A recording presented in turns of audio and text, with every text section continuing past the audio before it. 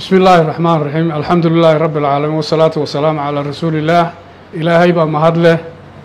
مدحوينها جمهورية سوماليلاند مدن عبد الرحمن محمد عبد الله عيرو maanta oo ay taariikhdu tahay 18 bishii koowaad 2025 wuxuu soo saaray laba wareegto oo madaxweyne oo u kala dhignaa sidan wareegtada koowaad dhaqangalka xeerka xafiiska garyaqaanka guud ee xukuumadda xeer lambar 982 wareegtadu waxay u dhignayd sidan markii aan arkay qodobka 9aad ee dastuurka jamhuuriyadda Soomaaliland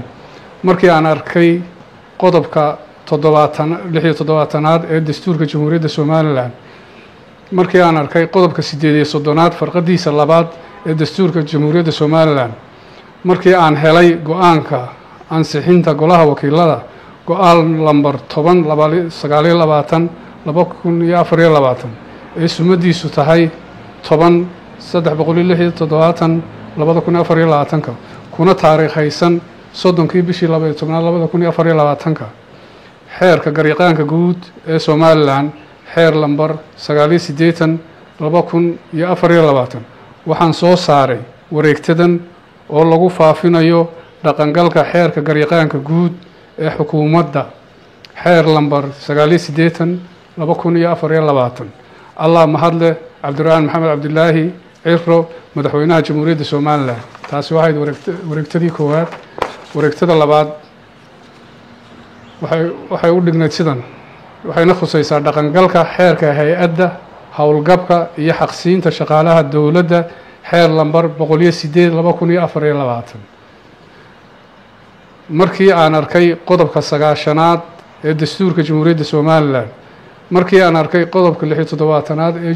dastuurka jamhuuriyadda Soomaaliland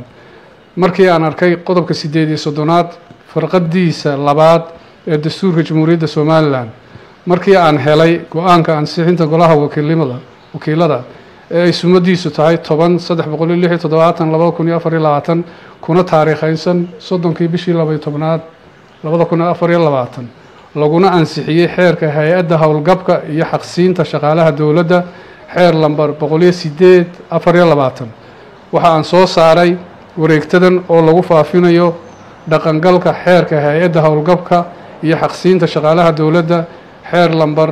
108/2024 Allah mahadle Cabdirahmaan Maxamed Cabdilaahi Ciro madaxweynaha jamhuuriyadda Soomaaliland dhammaan hay'adaha qaranka ee khuseeyaan labadan xeer oo maanta madaxweynuhu soo saaray waxa la farayaa in xeerarka madaxweynuhu soo saaray labada xeer madaxweynuhu maanta soo saaray ay sidooda u dabaqaan. Assalaamu calaykum wa rahmatullah.